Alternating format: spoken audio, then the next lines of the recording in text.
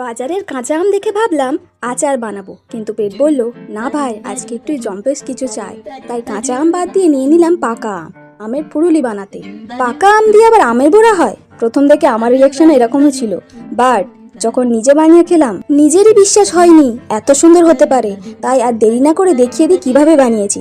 তো সবার প্রথমে এখানে দুটো আম নিলাম। প্রথমবার করছি, কেমন হবে জানতাম না, তাই বেশি রিস্ক না নিয়ে অল্প বানানোর জন্য দুটো নিয়েছি। এবার আমগুলোকে ছাড়িয়ে নিলাম, তারপর পিস পিস করে মিক্সির মধ্যে দিয়ে দিলাম। চাইলে চটকে চটকে আবার জুস বের করেও ভালোভাবে বানাতে পারো, তালের যেমন করে। তারপর মিক্সারে ভালো করে ব্লেন্ড করে নিলাম, একদম স্মুথ একটা পেস্ট বানিয়ে নিয়েছি, ছিবড়ে যাতে না থাকে এমনভাবে। তারপরে আমের পেস্টটা একটা বড় জায়গাতে ঢেলে নিলাম। তারপরে দিলাম ময়দার 1/4 দিলাম আটা, নরম নরম ফুলুলি হওয়ার জন্য।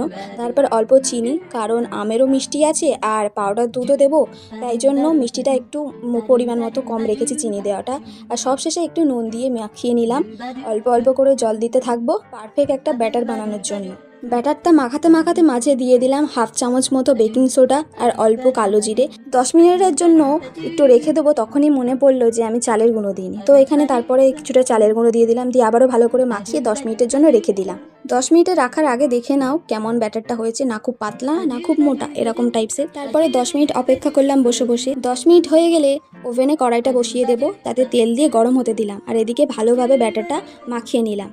তারপরে একে একে কড়াইয়ে ফুরুলিগুলো ছেড়ে দিলাম, তালের বড়া যেমন সাইজে হয় তেমন। মা দেওয়ার সাথে সাথে দেখি বড় কড়াইয়ের কারণে ফুরুলিগুলো গোল গোলের জায়গায় চ্যাপটা চ্যাপটা হয়ে যাচ্ছে, তাই কড়াইটা চেঞ্জ করে ছোট করে নিলাম। তাতে দেখলাম ভালো হচ্ছে। এইভাবে একে একে সব ফুরুলিগুলো ভেজে ফেললাম। মাত্র দুটো আম আর আটা ময়দা দিয়ে এত ভালো ফুরুলি হবে ভাবতেই পারিনি। দেখো কি সুন্দর হয়েছে।